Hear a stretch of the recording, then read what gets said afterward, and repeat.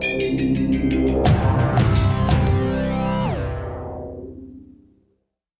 name's Gabe Brown, and along with my son and wife, we operate about a 5,000 acre operation near Bismarck, North Dakota. We run between 350 and 400 cow-calf pairs, between 3 and 800 stocker cattle. We do grass finish and have our own marketing label, so we're marketing our own grass finished beef. We also raise sheep, laying hens, broilers out on pasture.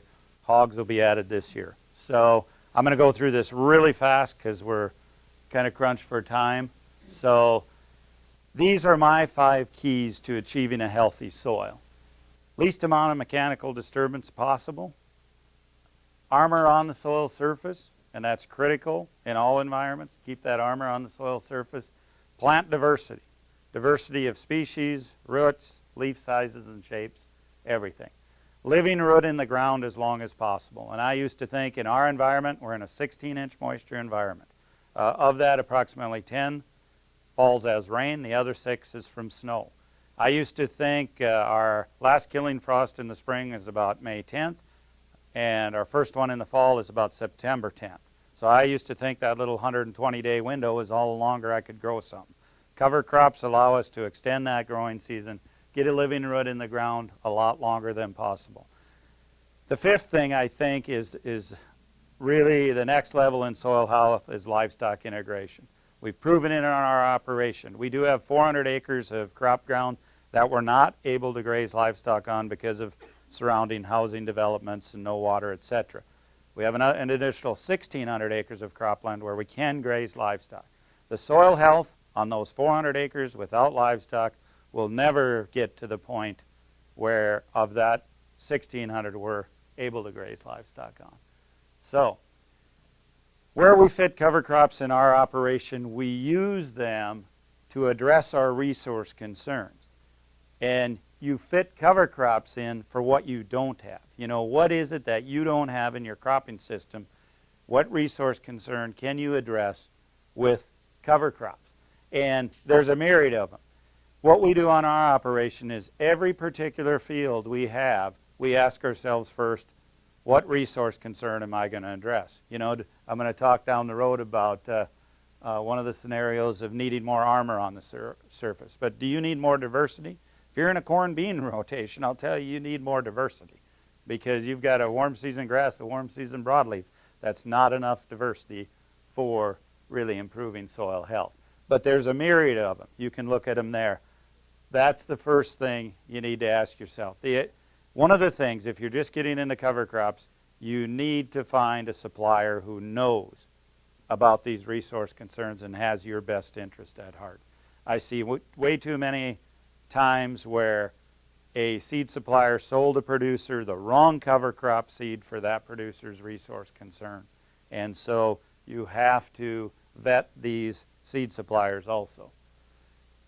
The thing we do on our operation is where do we have a production gap? Either something not growing where we can put a living root or a nutritional gap in the case of livestock. And what we've done, this is just a crude chart, it doesn't show all the species we use, but we went in and mapped or charted our forages. For instance, the top one is cool season native grasses, the next one is warm season natives.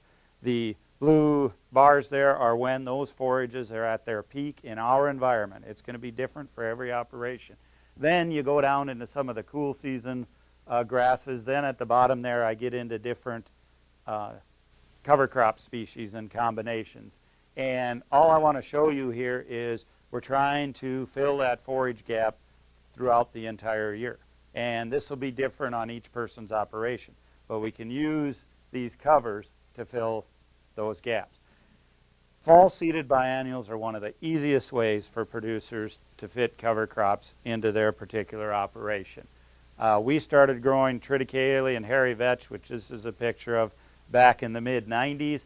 It's a slam no-brainer for us on our operation. We have at least 300 to 400 acres in fall seeded biennials every year because they offer us a lot of options.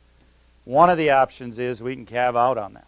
And we like to do that. We used to calve in February and March. Now we calve from May 15th through the end of June. We calve 2 miles from the nearest corral. If a cow has problems, that's tough. She'll only have problems once, you know. That's just the way it is. But it's a way we can integrate cropland into our grazing system. You know, in the background there is some of our native pasture. The foreground, obviously, where the cattle are at, that's winter triticale, hairy vetch. You can see what they've already grazed and what they'll be moving on to. We rotate these cover crops throughout all 2,000 of our acres. The animals are extremely healthy. You know, we just don't have issues. I'm not going to say we don't lose calves, but I'll guarantee you we lose a lot less now than we used to lose when we were calving in confinement. They're just healthy. Our cows, we're not afraid of them losing body condition score during the winter. We still have, the calves are still on the cows now, you know, and here we are, you know, in mid-February. Our cows will lose some body condition score. We'll wean these calves in March, but then the cows go back out onto this winter triticale, these fall biennials. They swell up like ticks and put on a lot of weight before they calve, and they're healthy. We do not provide a bed and breakfast for our cows. They're there to make us money and to convert solar energy into dollars. That's what they're there for. Some people might call it abuse. Our cows, they're made to graze. They got 4 legs. You know, they need to walk to where the forage is. Now, if we don't calve out on that winter triticale vetch, we can run stockers on it too. But this is where it depends on your resource concern. In this particular field, our resource concern was we didn't have enough armor on the soil surface. We've got a lot of living biology now in our soil after 20 years of no-till and very diverse cash crops and cover crops. We did earthworm counts this past spring. In a 12-inch by 12-inch by 2-inch soil profile, we were averaging over 60. Okay, that's a lot of earthworms. Because of that, we need a lot of residue on the soil surface because they consume a lot. And I'll show you how much coming up. But if you want maximum gains on livestock, you're never going to let it get this mature. You won't want it to. This is not conducive to maximum gains. It is conducive to addressing our soil health concern of not enough armor. So what we do is we go into these winter triticale biennials, and we'll use bat latches to move the cattle. That's a solar-powered gate opener attached to that bungee cord gate. Takes us about an hour in the morning to roll up the previous day's 5 or 6 paddocks, however many moves we want to do. Then we'll set up however many paddocks we need for that day, and then we'll use bat latches. And this next photo here, there, that bat latch flew open, and the heifers moved themselves, you know, or whatever group of cattle we have on there. Now, this particular group, we're not grass finishing, so we're not concerned about the grain in there. That grain, it's just, you've got to get that crop to anthesis where it's starting to shoot a seed head in order for it to be terminated by the grazing cattle. Now, these cattle are mostly knocking that down. They're taking very little, but that's okay. That's what we want, is that armor. Now, remember this picture here and how green it is, because I'll reference it a few slides later. So when our cattle go off, this here is what it looks like. We got virtually 100% ground cover, and that's an inch or so thick, that amount of organic material on top of the soil surface. Now, what we'll do, okay, this is taking place in early July. We grazed it. You can, if you want maximum gain on winter triticale, you can move them on and off it several times if you really do your management. And we've actually had winter triticale vetch where we've moved them on and off 5 different times, taking it through into early August, and we're still grazing it. In this particular scenario, because of that, we wanted that armor, we just grazed it once. Then we'll come in with what we call a biological primer. And a biological primer, my definition is it's a very diverse cover crop mix whose sole purpose is to enhance the life and the function of the soil. So we'll go in then and we'll plant a very diverse mix. This is just some of the cover crop species we planted in 2013. We actually planted over 70 different species. Don't pay any attention to the species that I plant. They may or may not work on your area. All I'm trying to impose on you here is, notice I have some species from all 4 crop types. Okay? Cool season, grasses, broadleaves. Warm season, grasses, broadleaves. And these are just a few of them. Now, we'll plant these in combinations, depending on the resource concern, anywhere from Normally I plant 15 to 25 different species in a mix. We had one field last year we planted over 70 species on just because I wanted to try it. But this is one of our species and one of our mixes. And the first 5 species on there, the sunflower through the cowpeas, those are all warm seasons. They make up the vast majority of the mix as far as the number of plants per acre because we're planting this at a warm time of the year. So we want a species that can handle the heat. And all the species in here have a purpose. Diversity drives soil health. I'm a firm believer in that. Like I mentioned this morning on the panel, how are our soils formed? Diversity. Diversity of plant species, diversity of livestock. This is what that particular mix looks like. Very easy to seed through the drill. We don't worry about the different seed size. Just open that drill so the largest seed can flow through it. There is us. Now remember I said to keep in mind how green that cover crop was when those heifers went off it. This is just 4 days later. It's dried up because it was already at a state where we knew once we grazed it, it was just like passing a crop roller across it. That's the amount of residue that I want to seed into. Because if I have that kind of residue, I'm going to keep my soil temps down and I'm going to keep weed pressure down so I can do without any type of a herbicide pass. There's no herbicide used here. This is, that's cowpea in the foreground, radish up top, emerging just 4 or 5 days later. They jump out of the ground. But look at that residue we have.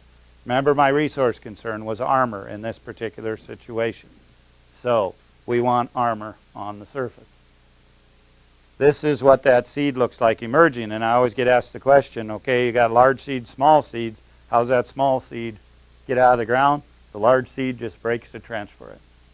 Notice the soil aggregation and all the earthworm castings. That's what we want. This photo was taken the same time I took the last one. And look at the earthworms at the soil surface feeding, even though we have temperatures approaching 100 degrees, air temps. Those soil temperatures stay much cooler. And that allows us, cuts down on the evaporation. And we're able to get crops off and growing. We're also, with it, very diverse mixes, we're maximizing solar energy collection because that's what us as producers are trying to do. We're trying to capture through photosynthesis that sunlight. If you plant a monoculture, you only got one leaf size and shape out there. You plant polycultures, no matter what direction the angle the sun's light's at, you're going to be collecting solar energy. We also use these cover crops, certain species in them, for animal health concerns. We haven't used any porons, dewormers, anything in over 8 years. Okay? We're all 100% all natural. Plantain is an herb, and we use it in the mixes because it has some natural parasite control. And the cattle will seek it out at certain times if they need to. Now, we got this very diverse warm season mix. There's options for that too, just like I talked about the options with the winter triticale vetch combination. This particular one here, if we want maximum gain on grass-finished cattle, that's about ready to graze. And we will graze grass-finished beef at times on these. The primary component in that mix is brown midrib sorghum Sudan. It's a C4 grass. It'll have the highest amount of energy. We'll get our highest gains on the livestock. We do not run near as high as stock densities on this. I should have mentioned the heifers. We're typically at around 600,000 to 750,000 pounds of beef equivalent per acre. When we're grazing this, we're down there to 150,000, 200,000.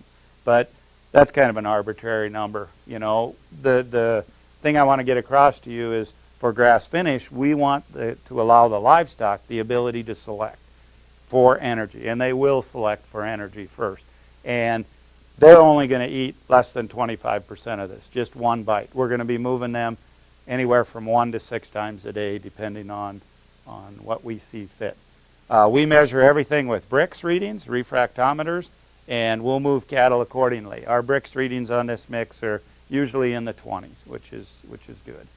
We can get really good gains, at least 2 1/4 pounds plus on that. It's about feeding the whole. Notice on all these mixes I'm showing you, we always have flowering species in there to attract the pollinators. This is Phacelia. Phacelia works well if we seed it in the fall. Cattle don't eat this. They may nibble on it a little, but it really attracts the pollinators. How come I can get by with no insecticides or pesticides or that is because of the home we provide for all these species. This photo here was actually taken in October, and we've got flowering species in October in our mixes. We provide the home for these pollinators. Look at what's happening in the bee business right now with colony collapse disorder. You know, I've got beekeepers knocking on my door wanting to bring bees on our cover crops. Lady beetles, they're one of our best predator insects. They take care of a lot of pests, and you got to provide a home for them. If you're planting just corn and beans out there, there's not much home for these predator insects. So diversity, diversity. We always have some of our acres in covers to provide a home for these. My son took this picture on a cool morning. How many flies can fly through that maze of spider webs on a dewy morning? Dr. Lundgren told me this one. You know, as producers, we want to kill something, it seems. You know, there's always, it's a weed, it's a fungus, it's a pest. For every one pest species, there's 1,700 beneficial ones. And we don't think of that when we go out and spray those pests. Nature will take care of this. This is really very simple if we allow nature to run its course. And of course, the one thing we're really trying to feed is that soil life, because it's that soil life that converts that organic form into the inorganic or plant available form. So this has become the biggest challenge on our operation with the amount of life we have in the soil to keep it fed.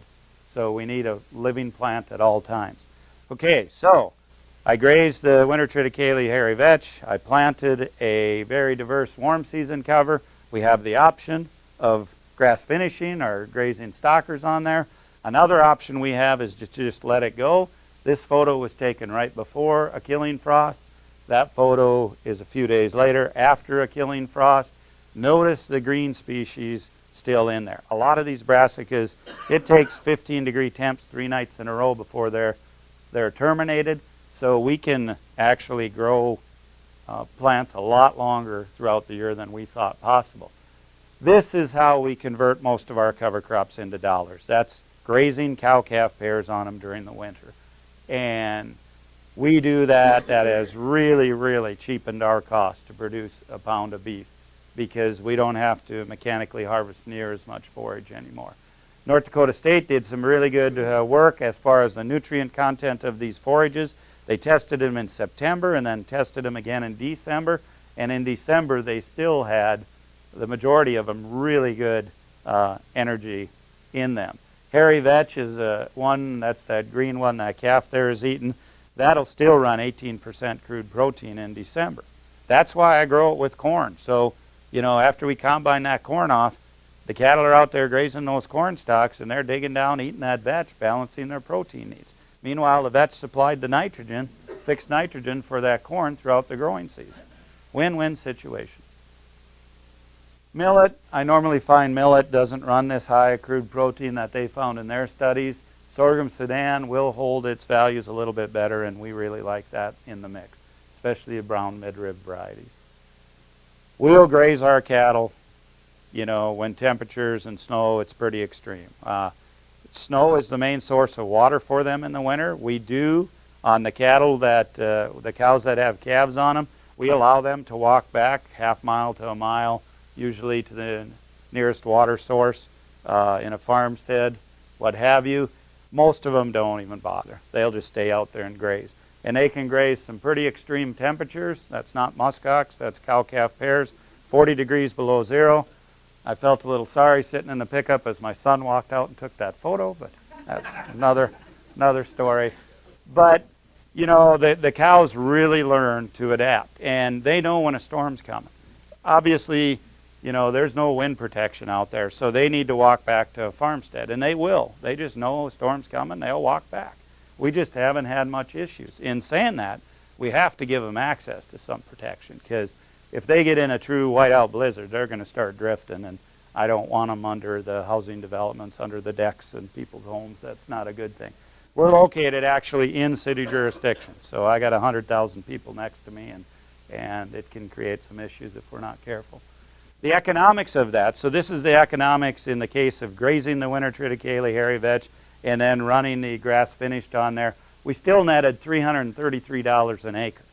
You know, that's not as much money as I can make on corn or some of my cash crops, but I'd never make that much money on my corn or cash crops if I didn't do this. Now, we're only growing these covers on about 10% of our acres every year where we're grazing season long. All 2,000 acres of our cropland have cover crops, either before, along with, or after a cash crop, but only about 200 of those have full season covers on them. This is our cost in 2012 to produce or 2013, excuse me, to produce a 1,200-pound grass-finished beef animal. The days is the days they were in that particular segment of production. For example, they were nursing a cow for 300 days. The $535 cost, that's the cost for us to run a cow a year. May seem kind of high, but the reason it is we've still got 90 or 100 days in there where we have to feed some hay. The highest cost is that bale grazing down below when we're bale grazing those yearlings. That adds significantly. But we can still finish a beef for little over $1,000. My time's about up. Here we're no-tilling then into very heavy residue. When I say I'm a no-tiller, we don't use any trash whippers, and that's what the corn crop looked like. No fertilizers, pesticides, fungicides. This is the leaf tissue analysis showing that every nutrient tested for was sufficient or above. We didn't add anything. These two here, I want to show this bar graph because this is really important. The red bar, I want to show why livestock are important in a system. The red bar is a field that's 30 years no-till. The green bar is a field right next to it, 20 years no-till. In those 20 years, both these fields had a lot of diversity, a lot of different cash and cover crops. The only difference is the lime green field had the cattle grazing on cover crops during the growing season. The red bar did not. On the far left is nitrogen, 86 pounds versus 90, no significant difference. The second bar there is inorganic phosphorus. We went from 65 pounds to 239 pounds. That's available phosphorus. And then the third is potassium. From 429, we jumped to 595. What that shows is that next level we can get to on our soil health if we put livestock into the mix. This is my cost to produce the bushel of corn, and I talked about that this morning. That was from 2012. This is what it's all about, though, in our operation. It's about soil health and the amount of life we have in the soil.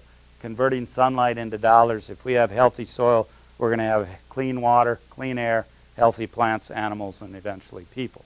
And that's what it's about to me. With that, there's my contact information. Feel free to contact me at any time.